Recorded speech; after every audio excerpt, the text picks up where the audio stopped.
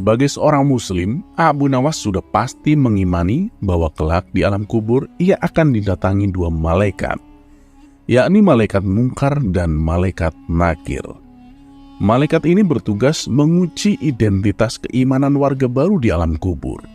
Pertanyaan yang diajukan malaikat itu mestinya tidak sulit, karena semua muslim sudah mendapat bocorannya. Ada 6 soal yang ditanyakan malaikat itu. Man robuka, siapa Tuhanmu? Ma dinuka, apa agamamu? Man nabiyuka, siapa nabimu? Ma kitabuka, apa kitabmu? Aina kiblatuka, di mana kiblatmu? Man ikhwanuka, siapa saudaramu? Sudah barang tentu Abu Nawas hafal di luar kepala dengan pertanyaan dan jawabannya. Masalahnya adalah dua malaikat yang datang itu melakukan teror dalam menguji.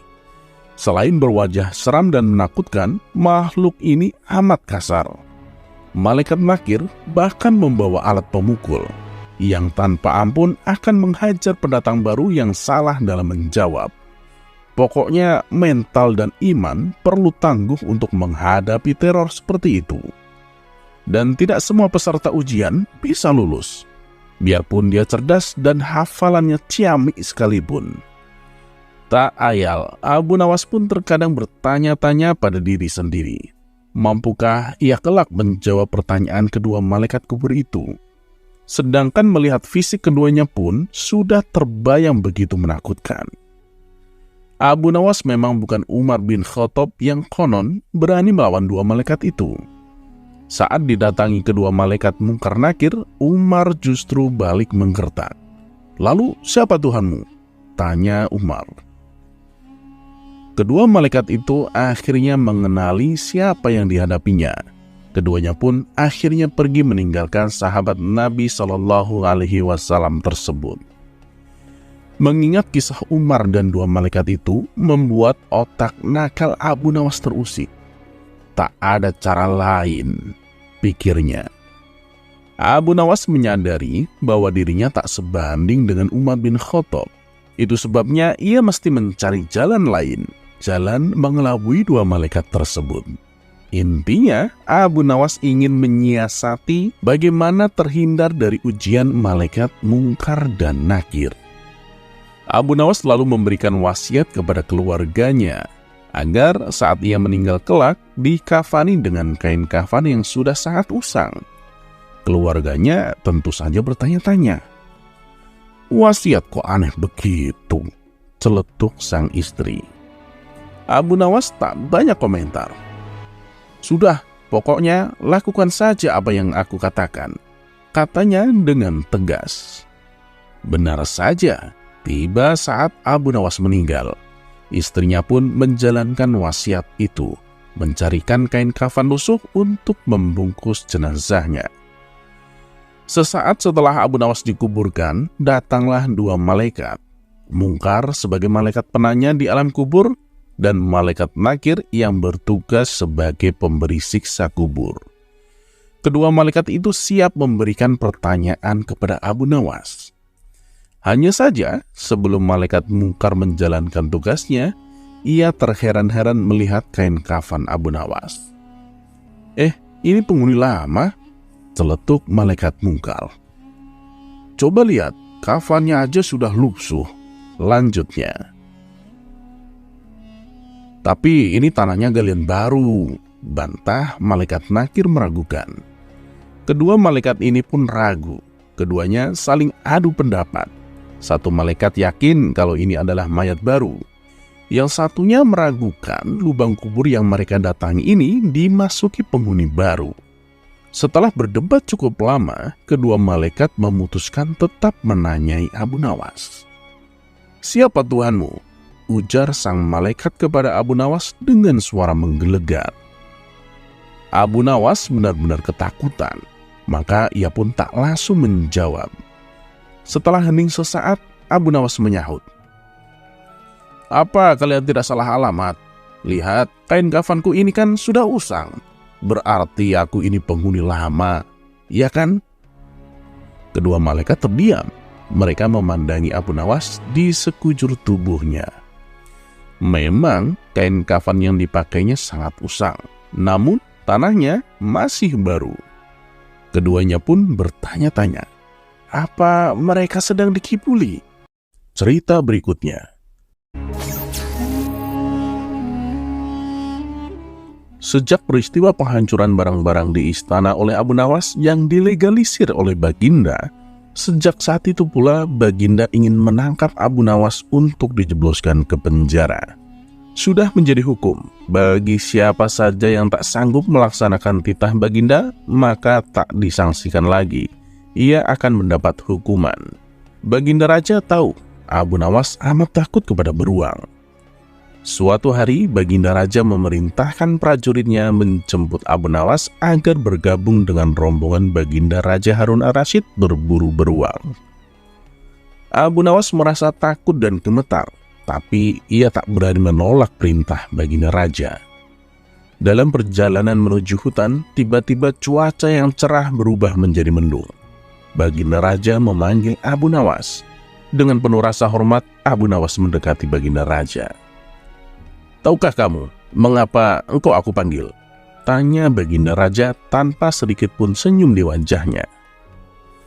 "Ampun tuanku, hamba belum tahu," kata Abu Nawas. "Kamu pasti tahu bahwa sebentar lagi akan turun hujan. Hutan masih jauh dari sini. Kamu kuberi kuda yang lamban, sedangkan aku dan para pengawal-pengawalku akan menunggang kuda yang cepat. Nanti pada waktu santap siang, kita berkumpul di tempat peristirahatanku. Bila hujan turun, kita harus menghindarinya dengan cara kita masing-masing, agar pakaian kita tetap kering. Sekarang kita berbencar," Baginda Raja menjelaskan. Kemudian Baginda dan rombongan mulai bergerak. Abu Nawas kini tahu Baginda akan menjebaknya. Ia harus mencari akal. Dan ketika Abu Nawas sedang berpikir, tiba-tiba hujan turun. Begitu hujan turun, Baginda dan rombongan segera memacu kuda untuk mencapai tempat perlindungan yang terdekat. Tapi karena derasnya hujan, Baginda Raja dan pengawalnya basah kuyup. Ketika santap siang tiba, Baginda Raja segera menuju tempat peristirahatan.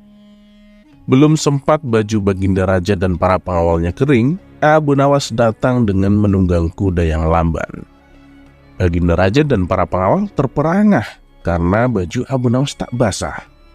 Padahal dengan kuda yang paling cepat pun tak dapat mencapai tempat berlindung yang terdekat. Pada hari kedua, Abu Nawas diberi kuda yang cepat, yang kemarin ditunggangi Baginda Raja. Kini Baginda dan para pengawal-pengawalnya mengendarai kuda-kuda yang lamban. Setelah Abu Nawas dan rombongan kerajaan berpencar, hujan pun turun seperti kemarin. Malah hujan hari ini lebih deras daripada kemarin. Baginda Raja dan pengawalnya langsung basah kuyup karena kuda yang ditungganginya tak dapat berlari dengan kencang. Ketika saat bersantap siang tiba, Abu Nawas tiba di tempat peristirahatan lebih dulu dari Baginda dan pengawalnya. Abu Nawas menunggu Baginda Raja. Selang beberapa saat, Baginda Raja dan para pengawalnya tiba dengan pakaian yang basah kuyup. Melihat Abu Nawas dengan pakaian yang tetap kering, Baginda Raja menjadi penasaran. Ia tak sanggup lagi menahan keingintahuan yang selama ini disembunyikannya.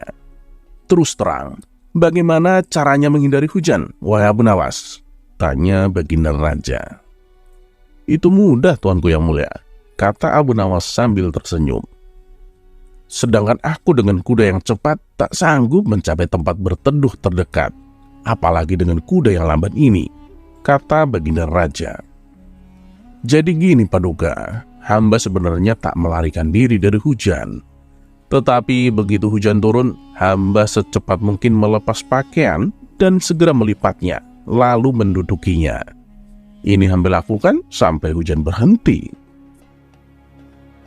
Diam-diam, Baginda Raja mengakui kecerdikan Abu Nawas. Cerita berikutnya. Kisah kocak Abu Nawas seakan tak pernah habis untuk diceritakan. Kisahnya sejak lama sudah banyak mengocok perut jutaan orang di dunia. Meski dianggap sebagai salah satu penyair terbesar sastra Arab, Namun ketika mendengar nama Abu Nawas, yang terlintas di pikiran kita adalah humornya. Dari sekian banyak kisah kocak Abu Nawas, ada salah satu yang juga tak kalah lucu, yaitu saat berdebat dengan tetangganya. Berikut kisahnya. Siang itu, langit terlihat mendung. Awan hitam menyelimuti cakrawala, pertanda sebentar lagi akan turun hujan. Dan benar saja, tak lama kemudian hujan pun mulai turun. Abu Nawas yang rencananya hari itu akan pergi, terpaksa mengurungkan niatnya. Dia lebih memilih duduk di depan rumah sambil menikmati secangkir kopi hangat. Ketika Abu Nawas sedang memandangi hujan, tiba-tiba pandangannya tertuju pada sosok Abu Jahil, tetangganya. Abu Jahil terlihat berlari tergesa-gesa menuju arah rumahnya sendiri. Sifat usil Abu Nawas pun muncul ingin meledek Abu Jahil. "Hai pelit, kenapa kau berlari tergesa-gesa?" teriak Abu Nawas kepada Abu Jahil dengan sebutan pelit. "Biar tidak kehujanan dong. Saya kan pakai jubah yang mahal. Sayang loh kalau sampai basah kena air hujan," kata Abu Jahil balas ngeledek. "Sungguh bodoh. Ada saja orang yang lari dari rahmat Allah," balas Abu Nawas tak mau kalah. "Maksudmu apa Abu Nawas? Siapa yang lari dari rahmat Allah?" tanya Abu Jahil tidak terima. "Loh, bukankah hujan itu rahmat? Kenapa kamu malah menghindarinya?" tanya balik Abu Nawas. Mendengar itu Abu Jahil tidak bisa berkata apa-apa. Ia kemudian masuk ke dalam rumah dan menutup pintunya dengan keras. Sementara Abu Nawas tertawa terkekeh-kekeh melihat ulah Abu Jahil tersebut. Beberapa hari kemudian, ketika Abu Nawas sedang nongkrong di warung, ia merasakan sebentar lagi akan turun hujan. Ternyata dugaan Abu Nawas tepat. Rintik gerimis mulai turun dari langit. Ia pun teringat cucian baju di rumahnya yang sedang dijemur. Saat itu juga Abu Nawas berlari dengan tergesa-gesa agar secepatnya tiba di rumah. Kebetulan saat itu Abu Jahil sedang duduk di depan rumah. Melihat Abu Nawas yang berlari tergesa-gesa di tengah gerimis, Abu Jahil berteriak kepadanya. Abu Nawas, apakah kau lupa dengan tempo hari? Jangan lari dari rahmat Allah. Jangan pula menghindarinya," kata Abu Jahil ngeledek Abu Nawas. Mendengar teriakan itu, Abu Nawas pun kaget dan merasa kata-katanya tempo hari dibuat serangan oleh Abu Jahil. Namun, Abu Nawas yang cerdas dan cerdik tentu tak kehilangan akal untuk memberikan jawaban. "Siapa yang lari dari rahmat Allah? Justru aku menghormatinya. Aku lari tergesa-gesa agar tidak menginjak rahmat Allah dengan kakiku," balas Abu Nawas. Mendengar jawaban tersebut, muka Abu Jahil menjadi kecut. Niatnya mau ngeledek, malah ia sendiri yang kembali kena. "Kurang ajar Abu Nawas, ada saja jawabannya," batin Abu Jahil menahan emosi.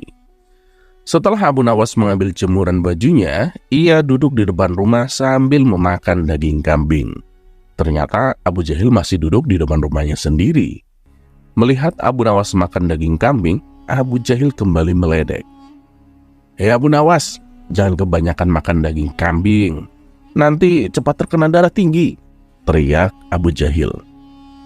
"Ya, saya kira Allah lebih tahulah mana yang sedang terkena penyakit darah tinggi," balas Abu Nawas cengengesan.